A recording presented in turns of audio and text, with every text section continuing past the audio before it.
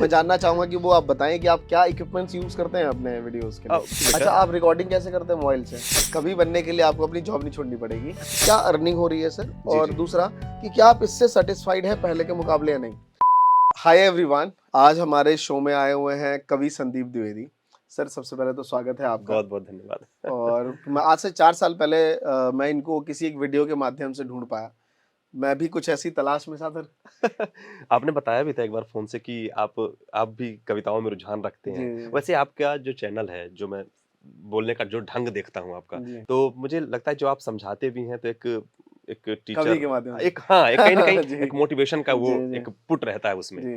तो वो एक बात तो है। थैंक यू सर जी। मतलब मैं आज से तकरीबन 4 साल पहले आपको एक वीडियो के माध्यम से देखा तो बड़ा अच्छा लगा सर वो कविताएं, क्योंकि मैं ना पहले कविताएं ही पढ़ता था, मोटिवेशनल कोट्स जी वगैरह। जी तो मेरी भी आदत थी कवियों को सुनने की, बहुत कुमार विश्वास जी को सुनता था नए नए जी में। जी। तो बहुत सारी चीज़ें सुनी, तो उसी में आप मिला और आज साक्षात आपसे सर मिलने का मौका मिल रहा है, तो इससे अरे बड़ी अरे, मुझे भी बहुत अच्छा ग्रेसफुल। लगा और अच्छा हुआ कि एक आयोजन बना और हम लोग इस तरह से मिल पाए।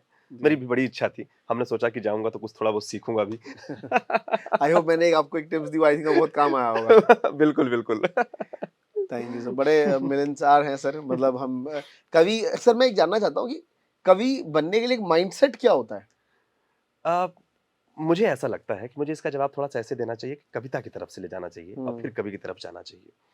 दरअसल क्या होता है, कविता का महत्व इस तरह से हो जाता है कि जब आप शब्दों का अलग-अलग महत्व है। जैसे अगर मैं आपसे कहूँ, हुँ। सोहनलाल द्विवेदी की एक रचना है, उसके मैं आपसे कुछ शब्द बोलता हूँ। जी, जी। लहर, कोशिश, हार, हुँ, आपको सभी के लिए अलग-अलग दिखा। करेक्ट। लेकिन यदि मैं इसको बोलूं कि लहरों से डरकर नौका कभी पार हार नहीं नहीं होती, होती, कोशिश करने वालों की कभी कभी हार नहीं हार नहीं होती। होती, आपके अंदर एक अलग प्रभाव पैदा हो। कवि का जो एक कहना चाहिए कि मैं क्या ही बोलूं, हुँ, मैं ऐसा मानता हूं कि जब आपके पास एक विचार है और विचार को आपने लिख लिया और उसे सुंदरतम तरीके से आपने प्रस्तुत कर दिया, आप मेटाफर्स के या कि जो हुँ। आप समझ रहे हैं, जो कुछ कर रहे हैं, तो वो जो चीज आप करके निकल कर आती है और सामने वाले को अगर उसको कुछ लगता है कि हाँ इसने मेरी बात कह दी, कवि वही है। समझ शब्दों को, मतलब अगर यूँ कहूँ कि वर्ड्स को सेंटेंस में बनाना, है ना? और जो वो थॉट्स जो होते हैं, थॉट्स जी, आप थॉट्स को जीवित किसी के मन में अधिक समय तक रख सकते हैं, एक कोई कविता, कोई कंटेंट, कोई डायलॉग, कोई कोट बना करके। वही तो सब कुछ है। देखिए, हमने जो कुछ लिखा, जब उसको हम जी। ऐसे लिखें तो वो गद्य हो जाता है। जब उसमें हम राइम डाल देते हैं तो कविता हो जाती है। और जब उसको किसी म्यूजिक पर वो कर दिया जाता है, आरोपित कर दिया जाता है, तो वो गीत बन जाता है। सीधी सी कहानी है। तो बस कहने-कहने का ढंग होता है और जिसका इतनी खूबसूरती से कि आपकी बात हम पकड़ पाएँ या कि जो भाव मेरे अंदर है, हमने उसको इस तरह से लिखा कि आपके अंदर वो भाव जनरेट हो गए और थे तो बिल्कुल एक बड़े उभर करके, अरे! इसने मेरी बात कह दी। ये एक एफर्ट होता है। ये आपका अनुभव, ये घटनाएँ, चीज़ें जो आप समझ पाते हो, जितना आप उसको विजुअलाइज़ कर पाते हो, उसी से जी। सारी चीज़ें बनती हैं। मतलब बहुत से लोग ये समझ पाएँगे कि अगर उनको कविताओं की फ़ील्ड में आगे जाना है, जी, जी। तो शब्दों का जो है वो सही भावों प्रकरण का, और हाँ, अगर आपके अंदर भाव समझ सकते हैं, सपोज़ मैं आपके साथ बैठा हूँ, जो रिकॉर्ड कर रहे हैं मेरे भाई, उनके साथ, मुझे अगर कुछ विषय पे लिखना है कि ये सिचुएशन कैसी होगी, तो मैं आपकी जगह पे खड़ा होके समझ पाऊँ, हुँ, उतर पाऊँ, उस चीज़ को महसूस कर पाऊँ। आप अगर गरीबी पे लिख रहे हैं, आप अगर विद्यार्थी के ऊपर लिख रहे हैं, आप अगर मोटिवेशन लिख रहे हैं, तो उसमें आपको वहाँ पर महसूस करना पड़ेगा कि एक विद्यार्थी का जीवन कैसा होता है। क्योंकि जब तक आप उसको स्टडी नहीं करेंगे, तो हुँ, आपके अंदर उस भाव से जो एक एक निकलेगा लेखन, वो फिर उतना मज़ेदार नहीं होगा, एक उतनी राइट। बारीकी नहीं आएगी। आपकी वीडियोज़ में आपकी आवाज़ काफ़ी शानदार है। अगर आप जितने भी लोग सुन रहे हैं वो देखेंगे इनके चैनल पे, तो बहुत अच्छी आवाज़ है। मतलब जब जी। भी अब मैं वो सुन रहा था, जी, जी। तो मुझे लग रहा था कि शायद आप कोई एक अच्छा-सा माइक यूज़ कर रहे हो, तो अच्छा करते होंगे, सॉरी उसके लिए। तो मैं जानना चाहूँगा कि वो आप बताएँ कि आप क्या इक्विपमेंट्स यूज़ करते हैं अपने वीडियोज़ के लिए? म अपना जो माइक है वो बोया का है, बोया मतलब M1। मैं जानता था एक्चुअली, इस सर से मैंने सवाल पहले ही पूछ दिया था। मैं बहुत सीरियस था कि आपको दिखाना चाहता हूँ कि कला की कद्र कोई इक्विपमेंट्स नहीं कर सकता यार। अगर सर के अंदर कला है तो कोई इक्विपमेंट सर को जज नहीं करेगा। बोया के माइक से इतनी अच्छी आवाज़ निकाली जा मैं सकती है। 1 लाख सब्सक्राइबर तक, इतने जो 1 लाख मेरे जो दोस्त जुड़े हैं, जी, वो बहुत ही कम चीज़ों के इस्तेमाल से जो मैंने वीडियोज़ बनाए उसी से हुआ है। इतना जी। कॉन्फिडेंस कहाँ से आता? और बस मुझे अच्छा लगता था, मैं आपको सच बताऊँ तो मुझे बस करना अच्छा लगता था कि जी। मैं कुछ बनाऊँ, ऐसे करूँ। तो बस आपको पता है सबसे पहले मैं इंटरनेट में क्या सर्च किया था? जी, जी। ग्रामेटिकल मत जाइएगा, मैंने लिखा था how we come in internet. मतलब आप इंटरनेट बहुत बढ़िया सर जी, तो ये चीज़ है बहुत देखिए अल्टीमेटली यूट्यूब एक प्लेटफॉर्म है कहीं जी, ना कहीं। जी, बस हम अपने टैलेंट को सही तरीके से लेके आएंगे। रिसोर्सेस कोई बड़ी चीज़ नहीं है। मतलब जी। मैं ये जानना चाह रहा हूँ कि अगर आपको कविताओं से रिलेटेड बनना है तो आपके सामने कवि संदीप द्विवेदी खुद हैं। मैंने 4 साल से इनको सुन रहा हूँ। हमारी 4 साल, आपको कितने साल पहले सर मैंने आपको एक चैनल पे कमेंट किया था? अभी आपने लेटेस्ट ही किया था 2-3 2 1-2 साल पहले बस। एक हुँ, दो हुँ। साल पहले, हाँ। 2 साल पहले, बट मैं इनको सुन 4 साल से रहा हूँ, सीरियसली मैं आपको बताऊँ। जी, जी। और बहुत अच्छा लगा था मुझे। और 2 साल पहले हमारी बातचीत शुरू जी, हुई। जी। जी, उसके बाद मिलना भी हुआ। तो इक्विपमेंट्स की जानकारी आपने दे दी, है ना? आपने बता दिया कि आपके पास एक कविता। साधारण-सा, ठीक-ठाक सा मोबाइल हो जिसमें आप अच्छे तरीके से दिख जाएँ, तो इट्स अच्छा, बेटर। आप रिकॉर्डिंग कैसे करते हैं मोबाइल से? हाँ, नहीं रिकॉर्डिंग अब कैमरा ले लिया हूँ। अब एक अभी कैमरा एक में। सोनी का कैमरा है, जी, उससे रिकॉर्ड करना होता है। अभी तो अपना ऑडियो पॉडकास्ट बनाने के लिए भी मैंने रोड का एनटीएस भी ले लिया है। जी। वो सारी चीज़ें हो गई हैं। अभी लाइटिंग के लिए अपना जैसे गोडॉक्स का लगा हुआ हुँ, है, तो उस तरह से हो गया है। और माइक अभी तक मैंने नहीं बदला। अगर मैं ये कॉलर माइक की बात करूँ, तो तो बोया। मेरा बोया पता नहीं कैसे मुझे बहुत अच्छा लगता अच्छा है। लगता है। मैं भी सर बहुत दिनों तक नहीं बदला। जी, जी। मैं इस स्टूडियो में बैठ के बोया से रिकॉर्ड कर रहा हूँ। मेरे पास रोड के 2-2 माइक पड़े हैं, लेकिन जी, मैं जी। बोया बोया एक अलग फ़ील दे देता है सर जी, जी। वो। अच्छा मैं आपको सच बताऊँ तो मैंने कभी ध्यान भी नहीं दिया। मुझे लग रहा था कि जो मेरी आवाज़ है, जैसे वो साफ तरीके से सुना पा रहा है कि नहीं। मुझे हुँ, सराउंडिंग की वॉइस नहीं चाहिए थी, इसके लिए वो मुझे बहुत अच्छे से काम कर रहा था। राइट। तो ये इस तरह से भी मेरे लिए थोड़ा-सा ये सही सॉर्ट रहा जी। कि ऐसा कर लेते हैं। तो मैं ज़्यादा कुछ विचार भी नहीं किया और बस उसी में बनाता गया, बस जो अच्छा लगता था, दिन भर अपना ऑफ़िस जॉब ये किया और शाम को आया तो जो कुछ भी थॉट आए, कविताएँ आई उसको लिखा और जो विद्यार्थी हैं, जो उनसे मेरा थोड़ा लगाव रहा। मैं हुँ। विद्यार्थी से ऊपर कभी आ नहीं पाया। मैं जब बीटेक कर रहा था यूआईटी आरजीपीवी में, वहाँ पर भी अपने संघर्षों से रिलेटेड कि ऐसा है, कैसे क्या होगा? तो उस तरह से लिखता था। तो वो कहीं न कहीं वो विद्यार्थियों से कनेक्ट होने का एक वो बनता रहा। मतलब मैं तीसरी चीज़ एक और समझ पाया कि कवि बनने के लिए आपको अपनी जॉब नहीं छोड़नी पड़ेगी, है हाँ, ना? नहीं, शाम को आइए और जो लिखने मन में है वो ये लिखिए तो और यूट्यूब थॉट पे की बात है। थॉट है वो डालिए। बिल्कुल, बिल्कुल। बहुत से लोग किताब लिखने के लिए जॉब छोड़ दे रहे हैं, हुँ, हुँ। कविताओं लिखने की जॉब, मुझे लगता है वो नहीं छोड़ना चाहिए, हुँ, ये हुँ। नशेसरी चीज़ है देखिए, आपकी। सबकी परिस्थितियाँ अलग-अलग होती हैं। राइट। सबकी परिस्थितियाँ ऐसी होती हैं कि आप जॉब कई बार नहीं छोड़ सकते। हुँ। आपके सराउंडिंग, नहीं, आपका हम परिवार जिस कल्चर में रहते हैं, हमारे हाँ, साथ हाँ। जो फैमिली के लोग हैं, हुँ, हुँ। अब जिसको हम एंटरटेन करते हैं, मैं सबको बताता हूँ कि हमारे पास माँ-बाप से दिए हुए बहुत सारे पैसे नहीं है सर, कि हम बिल्कुल, बिल्कुल। 2-2 साल तक जॉब छोड़ के आराम से रिलैक्स होके रह पाएँ। जी, जी। और दूसरा क्या होता है कि पोएट्री एक भाव की बात है और मुझे ऐसा पता नहीं मैं जो सीधी-साफ बात है मैं वो कह दूँ क्योंकि आपको बहुत सारे विद्यार्थी सुनने वाले हैं। तो मैं ये ज़रूर कहूँगा कि देखिए पोएट्री में क्या है कि आपको पसंद आया, हुँ, तो चीज़ें चल रही हैं। कल को चीज़ें पसंद इसमें थोड़ा-सा अनिश्चितता है क्योंकि आपके मन के भाव हैं, थॉट्स आपने लिखे, शेयर किए। लेकिन यदि आप सोचें कि इससे इनकम, अर्निंग इस पर ज़्यादा फ़ोकस जब करेंगे तो थोड़ा-सा कहीं न कहीं अनिश्चितता का एक भाव आए। कोई जम आएगा, गया तो ठीक है। ठीक है। ये कोई चमत्कार को नमस्कार है।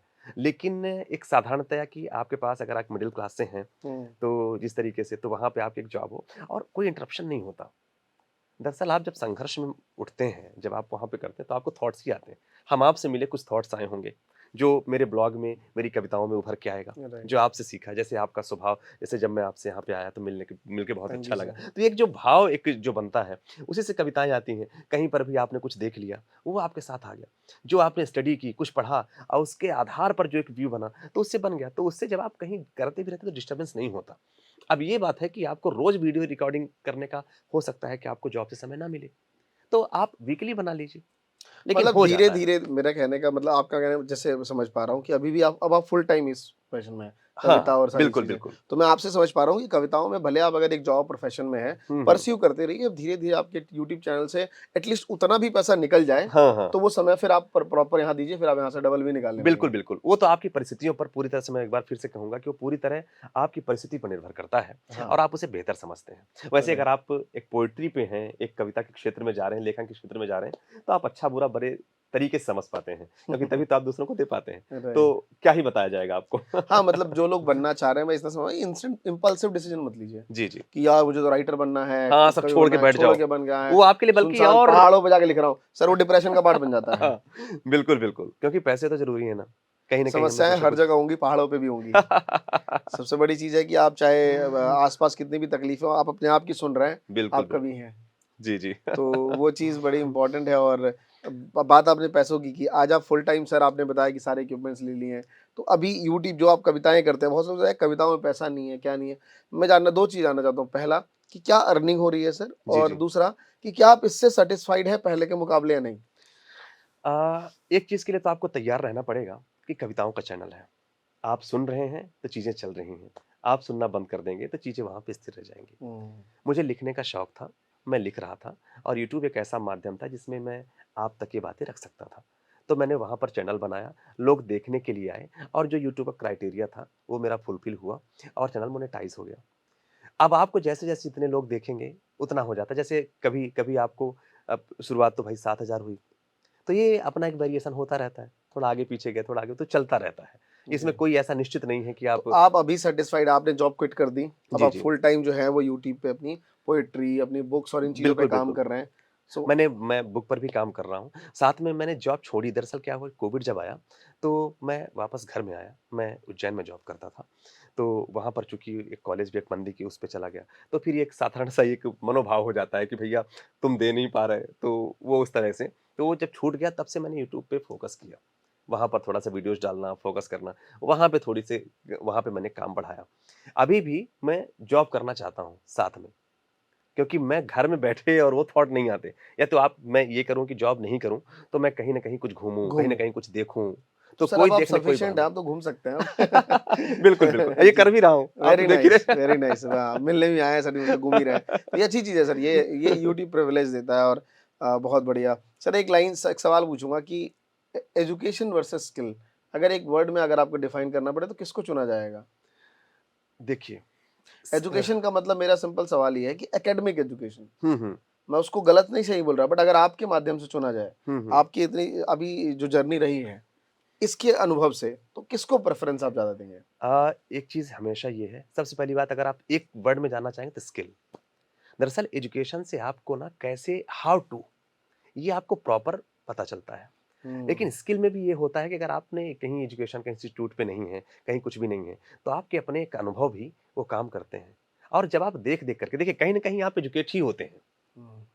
मैं जहाँ तक आपके सवाल का मतलब समझ पा जी, रहा हूँ, जी, जी। कहीं न कहीं आप एजुकेट ही होते हैं।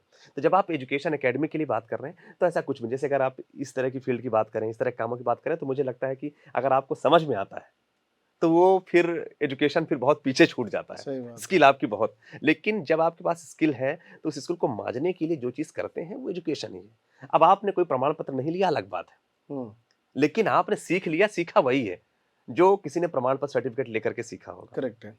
तो वही हुआ होगा।